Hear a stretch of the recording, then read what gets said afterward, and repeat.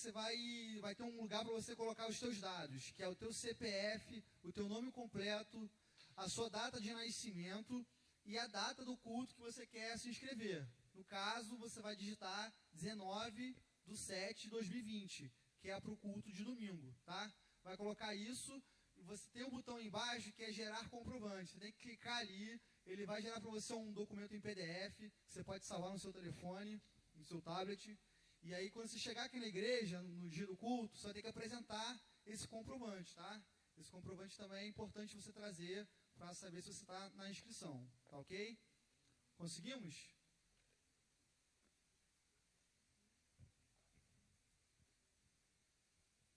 A gente preparou um vídeo para mostrar a vocês, mas assim, é bem intuitivo, você não vai ter problemas em se inscrever. Só entrar nesse site, vou repetir, www.pibrenovadasantacatarina.com.br, digita isso lá no seu navegador, de cara vai aparecer o botãozinho inscreva-se. É só clicar lá e depois seguir os passos que, bem tranquilo, qualquer pessoa vai conseguir sem grandes dificuldades.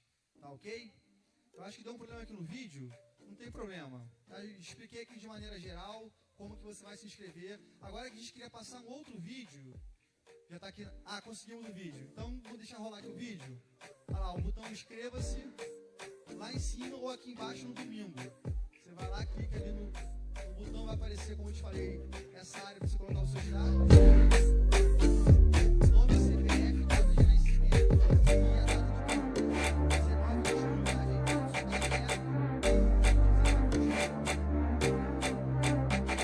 gerar comprovante. Vai aparecer esse documento para você aí, você apresentar no dia como CPF. Ok? E aí, lembrando, gente, é isso aí. Lembrando que o uso da máscara é obrigatório. Tem que vir para a igreja com a máscara. E não basta só entrar, tem que permanecer com a máscara durante todo o culto, tá? Não adianta entrar e tirar na hora do louvor ou em qualquer outro momento. Tem que permanecer com a máscara, tá? O uso do álcool em gel também é obrigatório na entrada. E vocês vão perceber que aqui na igreja temos algumas cadeiras que estão indisponíveis para uso, tá? Então não pode sentar nem colocar objetos sobre a cadeira. Somente sentar nas cadeiras disponíveis. E você que vem em família, né? Esposo, esposa, filhos, vão ter que ficar separados, tá? Não pode sentar do lado, porque não tem nenhuma cadeira uma do lado da outra, tá bom, gente? Esse é o vídeo que a gente está passando para vocês, se vocês verem, olha, foi feita a sanitização aqui na igreja, tá? Um processo aí para poder matar todos os micro-organismos aí.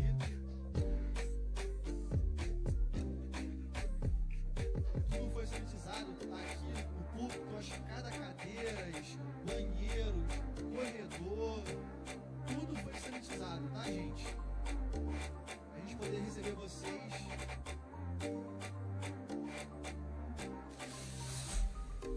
Até a porta foi sanitizada, ó.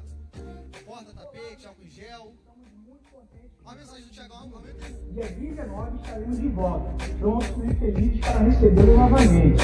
E para isso, seguimos algumas normas, hein? Ok? Então, ó, fiquem ligados. Vamos mostrar os protocolos de segurança, de higiene e de distanciamento que deveremos seguir. Vem comigo, hein? Até mais! Lembre-se, o uso de máscara é obrigatório. Recomendamos que traga sua própria garrafa de água. Ao chegar no templo, você vai encontrar nossos colaboradores. Mostre a eles as suas inscrições. Você pode imprimir ou mostrar pelo celular. A seguir, vamos verificar sua temperatura. Espere alguns segundos para o colaborador poder aferir.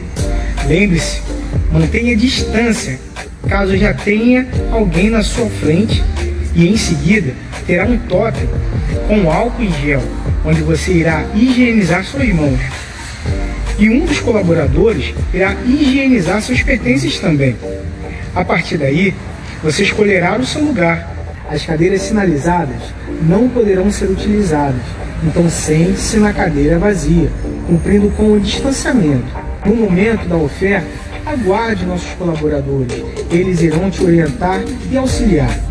Teremos totens com álcool em gel posicionados em lugares estratégicos e estarão disponíveis durante todo o culto, caso necessite higienizar suas mãos. Ao término do culto, saia com calma. e evite contato físico. Mantenha distância para evitar aglomerações. Sabemos que tudo isso é novo para nós, mas nosso Deus estará conosco. Com o auxílio dele e organização, voltaremos a ter cultos incríveis que irão abençoar muito a sua vida. Fique na paz, meu querido.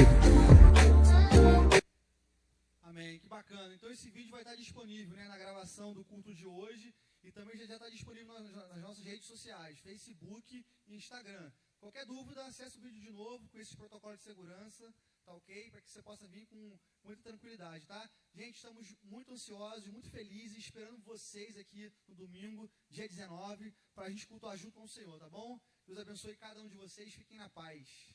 Amém? Andressa pregadora. Vou passar então o microfone aqui, gente, para Andressa Mesquita. Já está com o microfone. Então, Andressa, seja uma bênção. Amém. Deus abençoe. Graça e paz, igreja. Amém. Então, antes da gente começar a palavra, esse período de palavra, eu queria que você curvasse a sua cabeça onde você está, dentro de casa. Não sei se você está ouvindo, não sei se você está vendo, mas eu peço para que esse momento você curva a sua cabeça e a gente continue nessa atmosfera gostosa de adoração que a gente já iniciou através dos louvores. Paizinho, estamos aqui, ó Deus, diante da Tua presença, Pai, com os corações agradecidos por mais uma vez estarmos juntos, não necessariamente fisicamente, mas a gente está junto, num só espírito, numa só intuição, numa só posição, que é te adorar e receber aquilo que o Senhor tem a nos oferecer. Paizinho, em nome de Jesus, eu peço que aquilo que venha a ser ministrado através da minha vida não seja a pessoa Andressa falando, mas que seja o seu Espírito se manifestando através de mim. Pai, em nome de Jesus, eu peço para que os nossos ouvidos sejam abertos, que o nosso entendimento seja aberto, que o nosso coração seja aberto para receber exatamente aquilo que o Senhor tem a falar essa noite. Pai, muito obrigada pela oportunidade, é assim que eu te peço, te oro e te agradeço, em nome de Jesus. Amém. Queridos, o tema que tem sido nessas sextas-feiras desse mês é intimidade como estilo de vida. Então, eu queria trazer uma reflexão a vocês. Se eu pudesse dar um tema a essa palavra, seria intimidade. Intimidade significa ser próximo, de caráter íntimo, secreto, ter amizade com uma pessoa, ter muita proximidade, ter um relacionamento do qual terás liberdade, local de conforto. Isso significa intimidade. Intimidade, vou repetir, significa ser próximo, de caráter íntimo, secreto. Ter amizade de muita proximidade, ter relacionamento do qual se tenha liberdade, local de conforto. Estilo de vida. O que seria um estilo de vida? Seria a forma comportamental, já que nós somos seres totalmente dependentes de relacionamento. Esse tipo de relacionamento que a gente vive e depende reflete nos nossos atos habituais e cotidianos. Esses atos habituais e cotidianos é o que reflete a nossa vida, ou seja, como você vive. Isso é o seu estilo de vida. Como somos seres sociais e comportamentais, a gente necessita exatamente de um relacionamento, seja para conversar, seja para ter um contato de oi, tudo bom? Boa noite. É aquele relacionamento do superficial ao mais profundo. É necessidade do ser humano. Não é uma coisa que seja inventada da sua cabeça. É uma necessidade atribuída ao ser humano. Na verdade, ao ser vivente. Porque a planta depende de um alimento. Quem alimenta ela não se alimenta sozinha, ela tem um processo de fotossíntese, mas ela não se alimenta sozinha, ela depende da água, ela depende dos nutrientes da terra, ela depende do sol, das energias emitidas pelos raios solares. Então, todo ser vivente existente necessita de um relacionamento. Ele é dependente. Seguindo nesse sentido, eu peço para que você abra a sua Bíblia, onde você estiver, no livro de 2 Samuel, capítulo 11,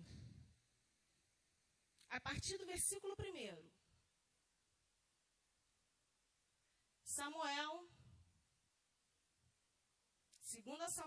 Segundo livro de Samuel, capítulo 11, a partir do versículo 1.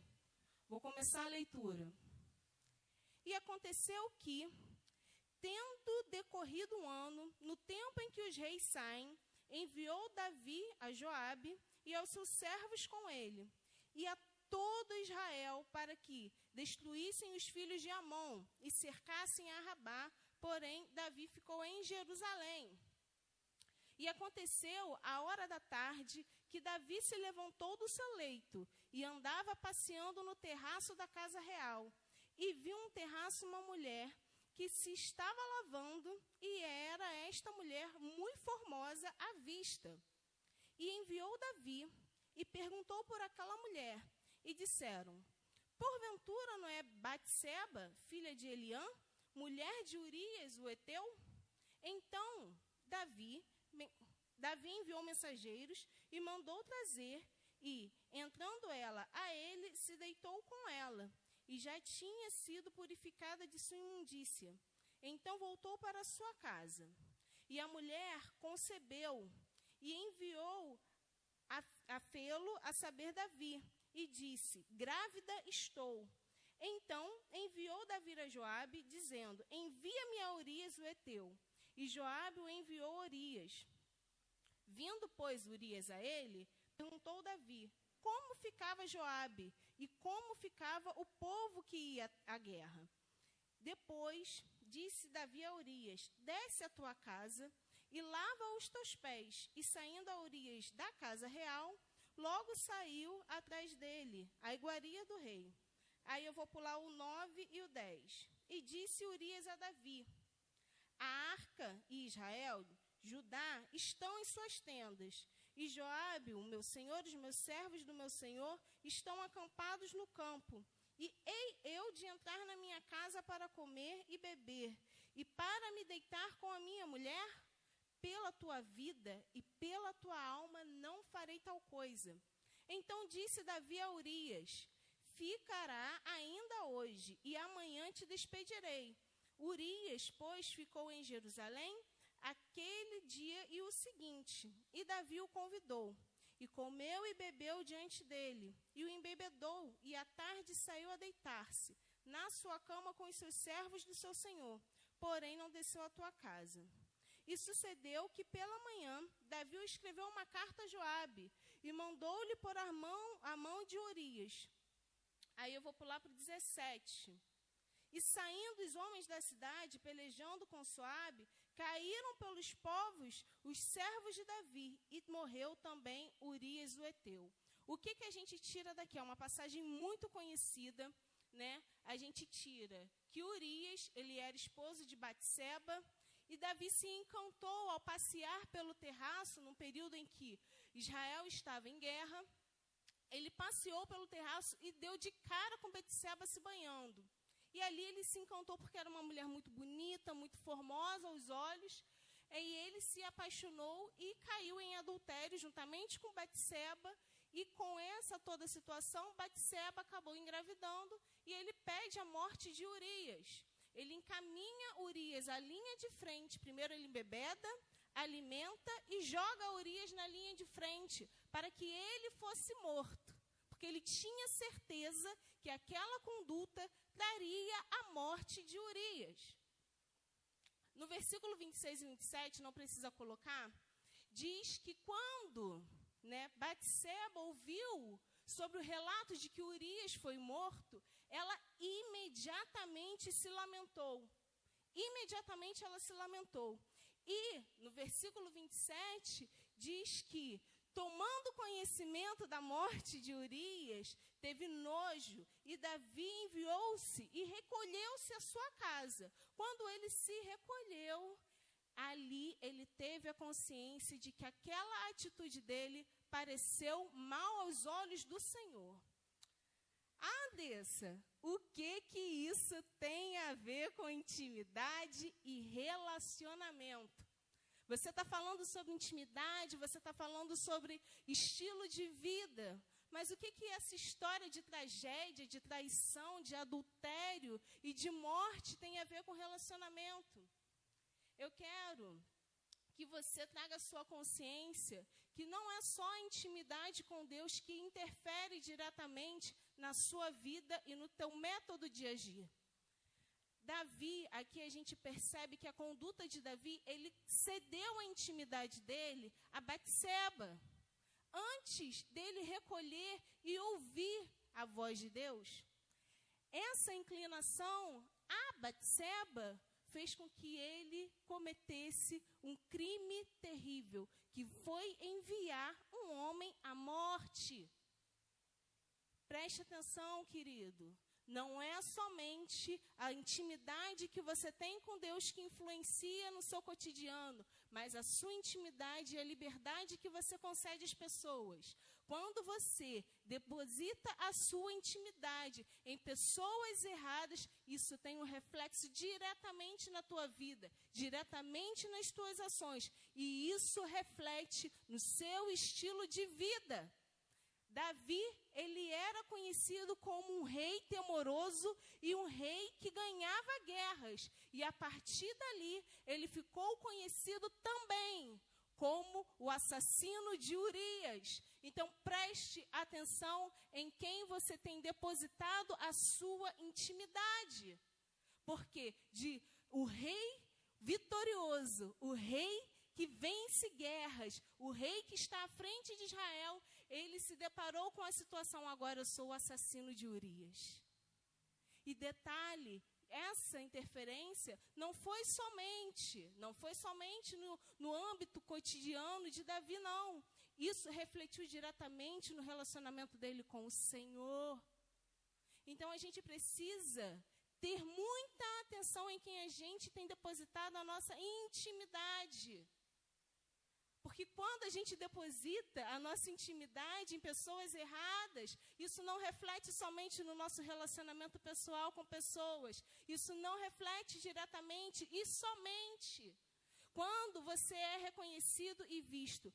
Isso interfere diretamente no seu relacionamento com o Senhor, que é o que mais pesa. As pessoas, elas podem te condenar, mas o Senhor está ali ao todo tempo, querendo ter um relacionamento forte e fortalecido contigo. Não deixe que a sua intimidade com pessoas interfiram exatamente no seu relacionamento com Deus. Davi, ao se deparar com toda essa situação, né, no próximo capítulo, no capítulo 12, Natã, que era profeta, né, que ele era o encarregado de profeta, chama Davi para uma conversa e fala: Davi, você errou. Deus me falou da sua conduta, você errou. Você deu abertura onde não era para ter dado. Ali, Davi, levando todo aquele sermão, pegando todo aquele ensinamento, tudo aquilo que Deus tinha para falar para ele, Davi veio e se deparou com toda a situação e falou: Deus, eu pequei contra ti. Sabe o que eu tiro disso, querido? Sabe o que eu tiro disso? Que o teu erro não impede de você se reconciliar e ter uma nova chance de intimidade, uma nova forma de intimidade com Deus. O teu erro não impede que Deus se relacione contigo novamente, mas Ele quer que a gente reconheça onde a gente está errando. Davi, quando ele foi alertado sobre essa situação pelo profeta Natã, ele depositou a sua intimidade novamente a Deus. A sua intimidade novamente a Deus. Inicialmente, Davi depositou a sua intimidade a Batseba. a sua vontade, a sua carne, aquilo que ele desejava, aquilo que aos olhos dele era muito bom. Só que ele errou. Ele errou por quê? Ele negligenciou a voz do Espírito, porque ele sabia que aquilo era errado. Ele errou por ter cedido às suas próprias vontades. Ele errou porque ele entregou Urias à morte. Ele errou porque tomou Betseba em adultério. Mas eu te digo uma coisa: Davi se manteve aberto para poder ouvir exatamente aquilo que Deus tinha para falar com ele. Oh, glória a Deus! Nisso que ele se manteve aberto, ele recebeu a exortação, ele recebeu o apontamento onde que ele estava errado, mas ele prosseguiu. No Salmo 51, queridos, para quem não conhece a história do Salmo 51, o Salmo 51 foi salmos escrito por Davi exatamente depois dessa situação que ele teve contato com Natã. Depois que ele teve o conhecimento e reconheceu o erro dele. Ele começa o Salmo 51 dizendo assim: tem misericórdia de mim, ó Senhor. Segundo a tua benignidade, apaga as minhas transgressões e segundo a multidão das suas misericórdias. Contra ti, no versículo 4, diz: contra ti somente eu pequei. E fiz os teus olhos parecerem maus, e que eu fosse justificado quando falasses, para que o puro me julgastes. Eis que em iniquidade fui formado, e em pecado me concebeu a minha mãe. Mas eu sei que amas a verdade no teu íntimo, e no oculto me fazes conhecer em sabedoria. Queridos, a gente vive numa sociedade que é altamente julgadora. Você imagina Davi com o seu reinado, com a sua casa estruturada, com a tua vida toda organizada, e no teu erro, automaticamente os olhos se voltam ao assassino de Urias. Deus, ele aponta: Davi, aqui você errou. Mas Deus, ele não aponta somente o erro.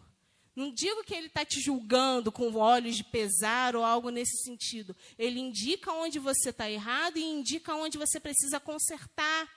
Aqui, não basta somente você saber que errou. Falar: olha, Deus, eu te peço perdão. Perdão pelo quê? Pelo quê? É preciso a gente despertar uma consciência daquilo que a gente está fazendo de errado para a gente consertar o foco do nosso erro. O foco do nosso erro atrapalha na nossa intimidade com Deus. A gente precisa ter esse entendimento de que, não que é uma obrigação, não que seja uma obrigatoriedade, mas a gente precisa ter um coração contrito. Um coração que se arrependa dos nossos erros, para a gente prosseguir e caminhar naquilo que Deus tem como plenitude para as nossas vidas. Aleluia. Precisamos ter a consciência de prezar e zelar pelo Espírito Santo, sua conduta de rendição, de reconhecimento dos teus erros, de estar sempre aberto às correções de Deus e principalmente o entendimento do amor e misericórdia dele. Foi o que fez Davi ser conhecido como homem segundo o coração de Deus, pois a vontade dele era sempre de estar aos pés do seu Deus e aprendendo com ele a corrigir onde ele precisava ser corrigido. Oh, aleluia! No Salmo 51, versículo 10, diz o seguinte: cria em mim, ó Deus, um coração puro e renova em mim um espírito reto. Em algumas versões, um espírito inabalável. Não me lances fora a tua presença e não retires de mim o teu Espírito Santo. Aqui a gente consegue entender, aqui a gente consegue refletir que o seu erro não é capaz de impedir a sua conduta com Deus, mas o seu estilo de vida necessita de um autoconhecimento. aquilo que você está errando. Não adianta eu falar assim, olha, meu Deus do céu, eu sou vegano, como está uma moda de ser vegano ou vegetariano, aí na frente eu sou vegano. Chego no primeiro churrasco, como aquele bife bonito de contrafilé. Isso é onde você está errando na conduta do seu estilo de vida. Se você é vegano, se você é vegetariano, não se deve comer carne. E aqui é exatamente isso. Se eu sou cristão, se eu ando segundo os ensinamentos de Cristo, eu tenho que refletir exatamente os ensinamentos de Cristo e não refletir a minha vontade, não refletir aquilo que eu desejo, não refletir a minha carne. Davi, ele explicita quando diz, cria em mim, ó Deus, um coração puro e renova em mim um espírito reto, um espírito correto. Senhor, eu quero aprender contigo a como agir corretamente e ser inabalável. Aleluia! Nisso que Davi começa a ter esse entendimento de que eu sou isso daqui, mas eu preciso andar conforme isso daqui. O que seria? Eu sou hoje o assassino de Urias, mas eu preciso andar como um homem segundo o coração de Deus. Eu preciso me consertar e seguir a vontade do meu Senhor. Eu te digo uma coisa. Ser íntimo é ser próximo daquilo que eu sigo. É ser íntimo, ter o seu secreto, ter relacionamento com aquilo que eu tenho proximidade. Não há possibilidade de ser íntimo, não há possibilidade de se criar uma intimidade se você não tiver um relacionamento. Não tem como, querido. A intimidade é consequência de relacionamento. O seu relacionamento é necessário você se isolar e buscar diretamente na fonte de quem pode te ajudar. Você tem que, sabe aquela necessidade de, eu preciso comer, eu preciso me alimentar. Assim é o nosso espírito. A nossa necessidade de buscar diretamente na fonte faz com que uma intimidade seja criada e faz com que a gente conheça aquele que nos criou. Não tem como a gente falar sobre intimidade, comentar sobre intimidade. Olha, seja íntimo, faça de acordo com aquilo que o teu coração te convoca ao Espírito. Se você sequer dá abertura para Jesus se relacionar a você, para que nós tenhamos um entendimento de relacionamento, a gente precisa ter um entendimento de liberdade. A liberdade é aquilo que eu, enquanto pessoa, dou ação ou permissão para que outra pessoa se achegue. Sabe, quando você tem um amigo, uma pessoa conhecida, que você brinca, você não brinca com uma pessoa que você não conhece. Você não mexe com uma pessoa que você não conhece. E quando você conhece, a pessoa te dá liberdade para aquilo. É exatamente assim com o Espírito Santo. O Espírito Santo, a gente tem um costume de falar que o Espírito Santo é um lorde, é um cavalheiro. Ele não chega fazendo, e aí, vou fazer na tua vida aquilo que eu bem entendo. Não, o Espírito Santo, ele espera a sua liberdade de concessão para que ele possa agir sobre a tua vida. Assim como Davi, que errou, reconheceu o seu erro, ali ele deu a liberdade para que Deus pudesse mexer onde deveria ser mexido, consertar aquilo que deveria ser consertado e reestruturar o relacionamento dele com Deus. E isso é muito lindo. Isso é muito lindo porque a gente pode tirar dessa história de que os seus erros não impedem que você se relacione e crie uma nova intimidade com teu Deus. Os nossos erros, as nossas condutas passadas não são impeditivos para que você se conecte novamente ao Senhor. Muito pelo contrário. Deus, ele não espera a perfeição.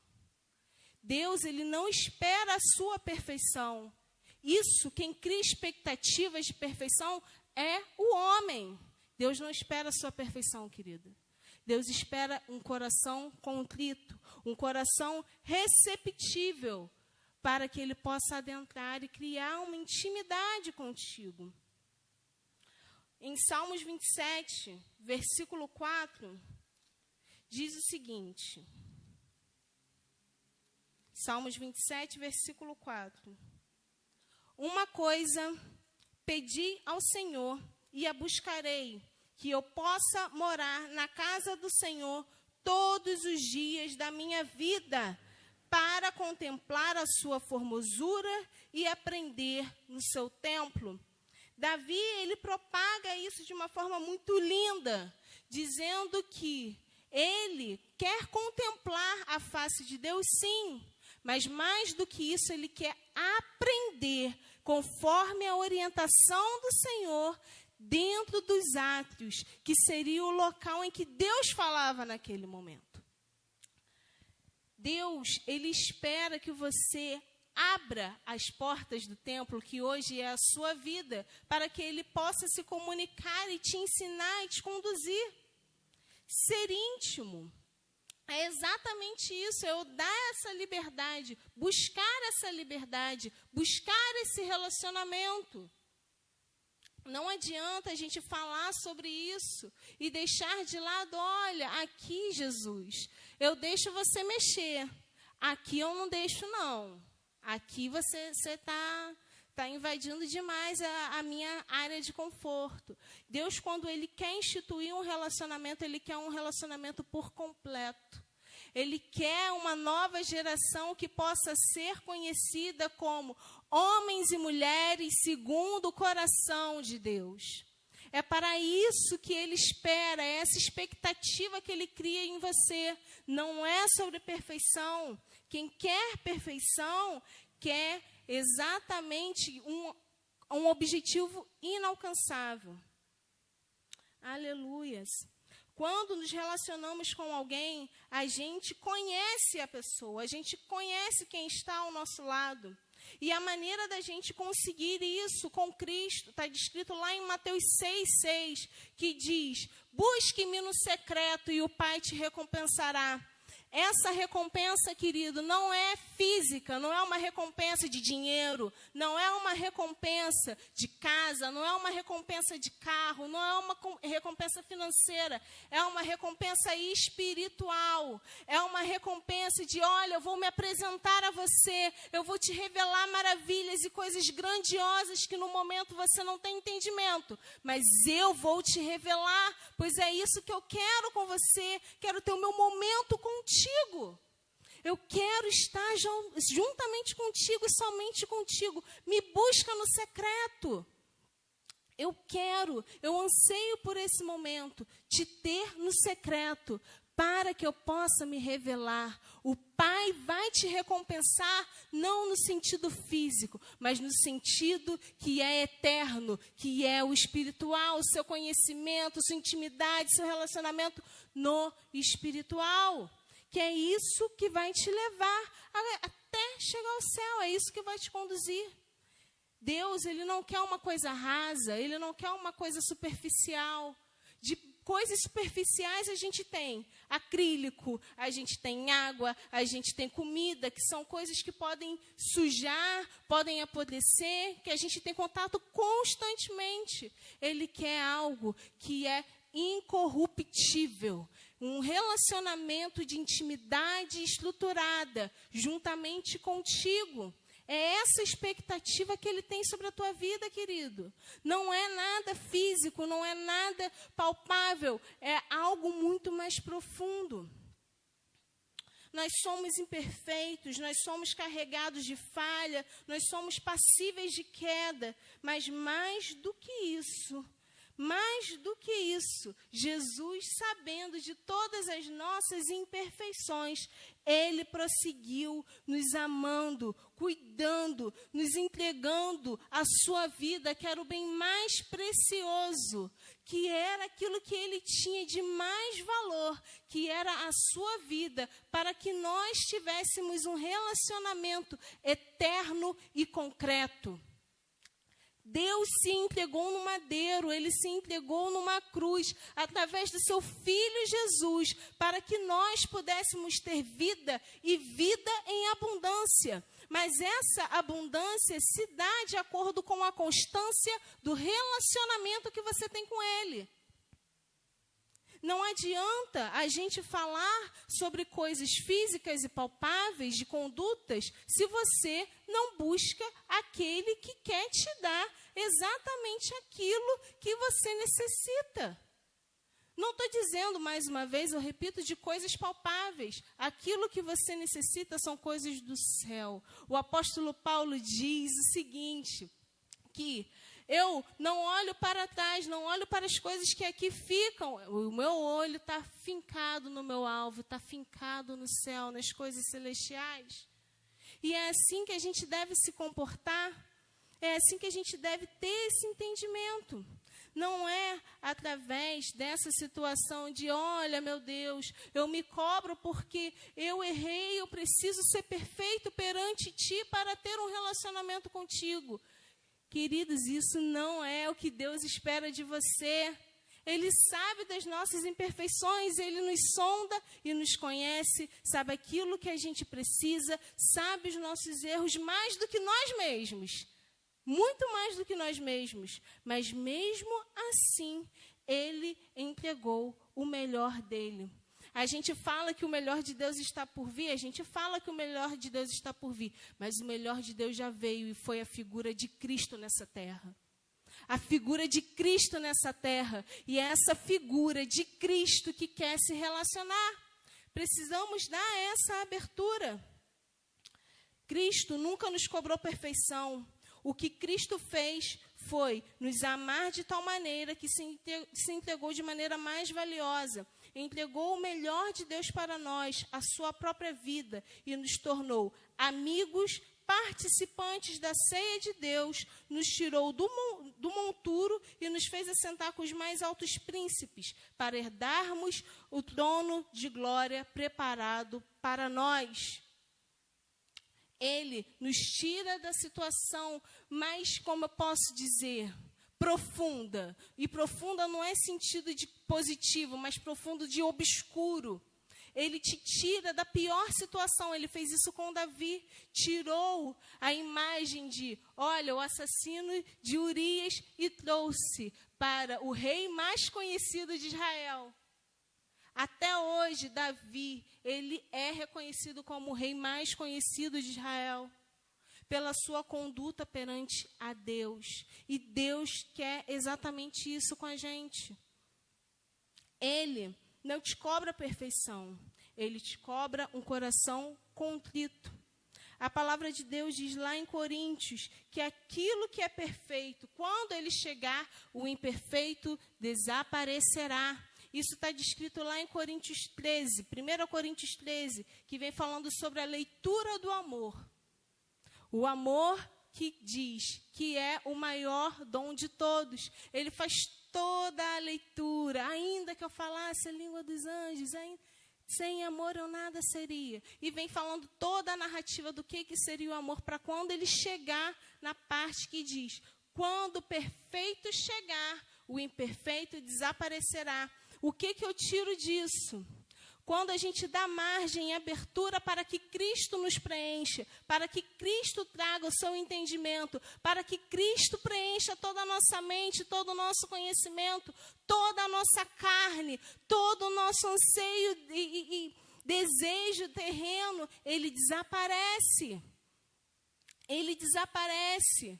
Porque não tem como a presença de Cristo, um relacionamento com Cristo, ser pleno, ser constante, ser lidado de maneira conjunta, sem que o seu imperfeito desapareça. Quando ele chega, ele preenche todos os espaços, querido. Quando você dá liberdade para ter um relacionamento convicto com Cristo, ele preenche todos os espaços de você e não sobra uma imperfeição. Isso está descrito lá em Coríntios 13, como eu já havia dito. E a gente, seguindo nessa reflexão de que o imperfeito deve desaparecer, Cristo precisa ter a liberdade necessária para agir, para se apresentar a ti. E quando ele se apresenta a ti, menos da tua carne fluirá em você. Quando conhecemos a Cristo, sabemos que ninguém é capaz de suprir as nossas necessidades físicas e emocionais além dele. Ouvir as nossas lamentações e conceder afago. Isso está descrito lá em Mateus 11, 28. Mateus 11, 28.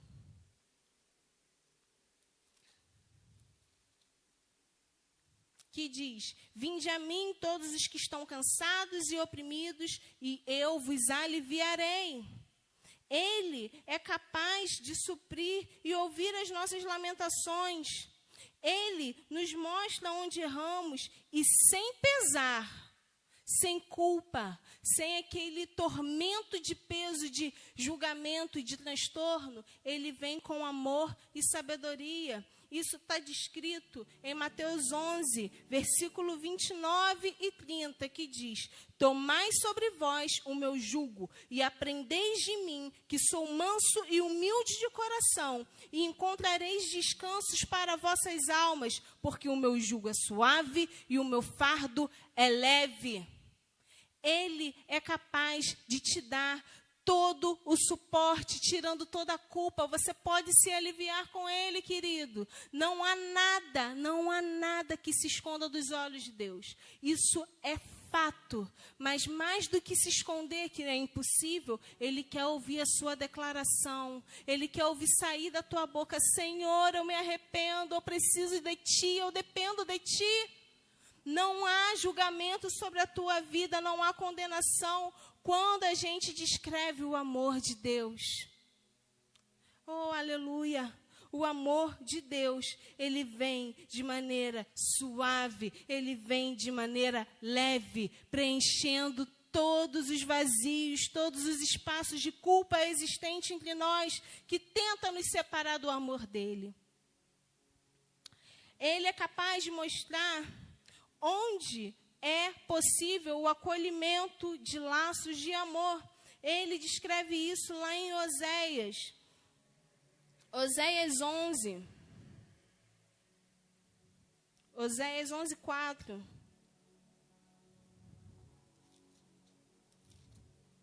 Que diz: atraí-os com cordas de amor. Cordas de amor foi que eu os atraí. E fui para eles como os que tiram o jugo sobre as suas queixadas, e lhes darei mantimento. Ele, querido, ele quer buscar em você um relacionamento constituído no amor dele. Ele tira todo o fardo pesado sobre você e vem te buscando com laços de amor.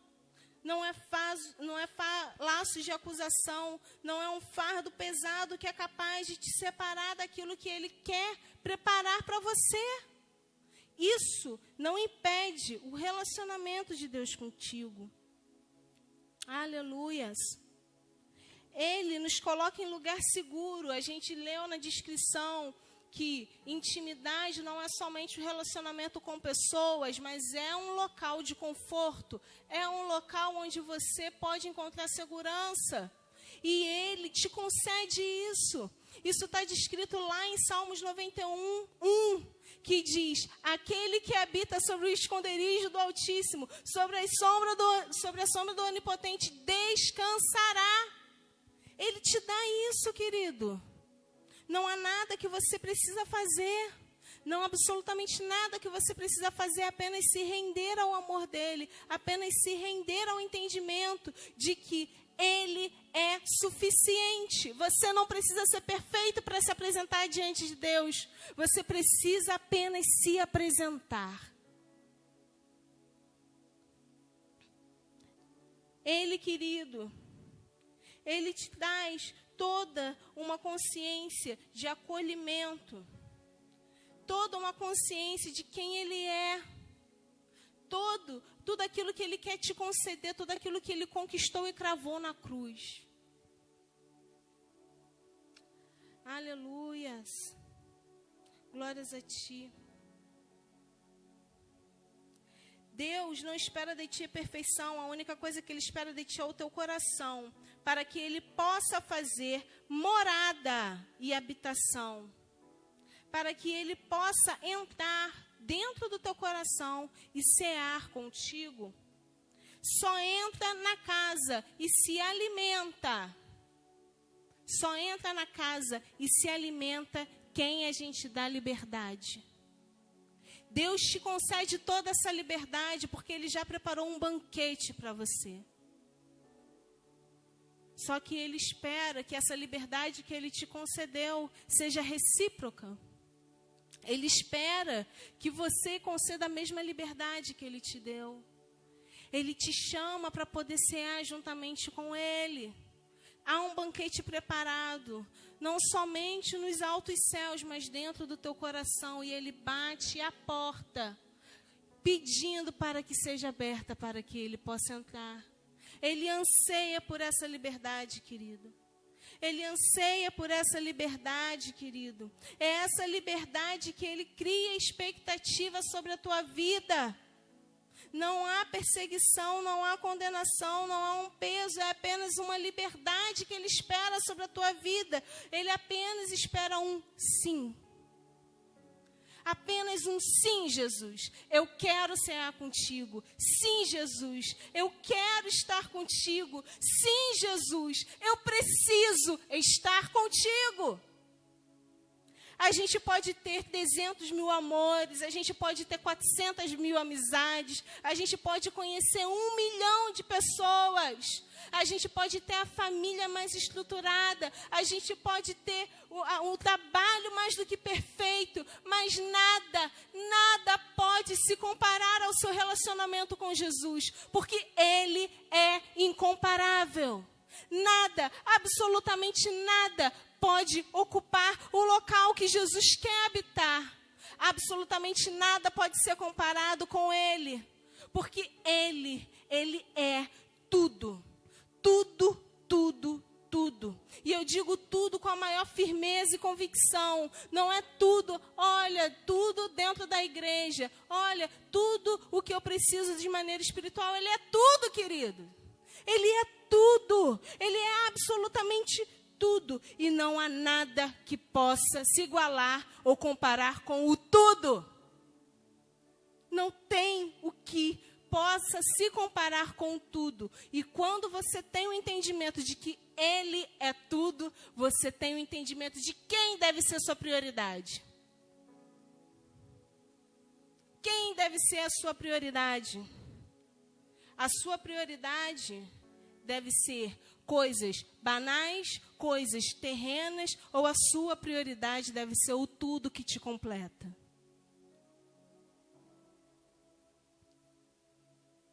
Precisamos conduzir a nossa mente e a nossa vontade de relacionamento com aquilo que nos completa, com aquilo que a gente precisa de fato, aquilo que preenche todos os nossos espaços. Aleluias! Quanto mais íntimos nós nos tornamos dEle, mais nós buscamos dEle, mais a gente tem o entendimento de que Ele preenche todos os vazios, mais a gente tem o entendimento de que Ele é o suficiente sobre as nossas vidas, mais entendimento que a gente tem sobre quem Ele é, a natureza de quem Ele é, mais nós temos entendimento de quem nós somos. É esse vínculo que Deus quer estruturar sobre as nossas vidas, de quem Ele é e de quem nós somos. Esse relacionamento de fidelidade e intimidade que são inquebráveis. Deus, Ele espera, Ele cria essa expectativa, Ele anseia para que essa liberdade seja dada e tomada. Quanto mais íntimos nós somos de Cristo, mais parecido nos tornamos com Ele. E não é que nós somos iguais a Ele, nós não somos, não tem como nós nos compararmos ou nos igualarmos a Ele. Isso é impossível, não é questão disso. Não é questão de eu ser literalmente igual a Cristo, porque eu não morreria no madeiro por um monte de gente. Assim como Cristo fez. Porque isso é uma característica dele, o Salvador do mundo. mas é a gente ter o entendimento que quanto mais nos relacionamos com Ele, mais parecidos ficamos com Ele. E quanto mais parecidos ficamos com Ele, menos vazão para erro nós damos. Menos vazão para a manifestação da nossa carne nós damos. Aleluia! Glórias a Ti. Nós, quando nos aproximamos de Cristo e conhecemos quem Ele é e as características dEle, nós, enquanto pessoas, nos diminuímos para que Ele cresça. Isso está descrito lá em João 3,30. João Batista, que era primo de Cristo, que vinha anunciando o Evangelho, que viria aquele que batizaria não somente com água, mas batizaria com fogo. Ele viria, o Salvador, o Cristo, o Filho de Deus. Ele, quando foi questionado pelas pessoas, ele disse: o que importa é que Ele cresça e que eu diminua. E por que ele falou isso? Porque ele tinha o conhecimento de quem Cristo era, porque ele tinha o relacionamento. Aleluia! Glórias a Ti, Senhor. Louvado e engrandecido seja o Teu santo nome. Quanto mais nos relacionamos com Cristo, mais temos revelado em nós o entendimento e a consciência de Cristo. Quanto mais nos aproximamos de Cristo, menos distante queremos ficar dele.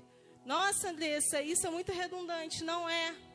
Porque quanto mais próximo, mais perto queremos ficar de Cristo, mais perto queremos ter de imagem e semelhança pertencente a Ele. Aleluia. Quanto mais próximos nós buscamos ser de Cristo, mais próximos queremos estar àquilo que Deus tem para nós. Quanto mais próximos nós buscamos de estar de Cristo, menos temos vontade de fazer aquilo que o nosso ser deseja. Aleluias! Quanto mais próximos estamos de Cristo, nós não queremos nos distanciar de Deus. Porque Ele nos torna mais íntimos. Ele nos torna mais próximos daquilo que é ideal para nós. Aleluia. Quanto mais próximos nós somos de Cristo, mais de glória nos é revelada. E quanto mais de glória nos é revelada, mais nós mudamos o nosso comportamento. E quanto mais nós mudamos o nosso comportamento, mais impacto nós fazemos nessa geração. Aleluia. Quanto mais de glória nos é revelado, o nosso comportamento ele é modificado. E quanto mais de modificação nós cedemos a Cristo, mais Cristo é revelado para esse mundo. Oh, aleluias. Eu já estou terminando. Que a nossa intimidade seja manifesta. E que seja manifesta em nosso estilo de vida. E que nosso estilo de vida reflita a imagem daquele que nos salvou. Que nós possamos anunciar cada vez mais a grandeza dele, que nós possamos proclamar cada vez mais o reino dele, para que nós possamos também revelar cada vez mais aquilo que ele preparou para o mundo, que é salvação e vida. Ele depende de nós para que nós buscamos essa intimidade, para que a glória dele seja manifesta nesse mundo. Aleluias! Oh, glórias a Ti. Quanto mais revelamos quem Ele é, quanto mais a gente demonstra quem Ele é, a gente manifesta que Ele é grande, perfeito, onipotente, onipresente, onisciente, o Verbo encarnado, o Deus forte, o Pai da eternidade, o Príncipe da paz, o Senhor do tempo, dono do ouro e da prata, o Criador, o Senhor dos exércitos, a tua bandeira, a cura, o próprio amor, o caminho, a verdade e a vida, o pão vivo que desceu no céu, oh, aleluias! A fonte inesgotável de água e de vida, oh!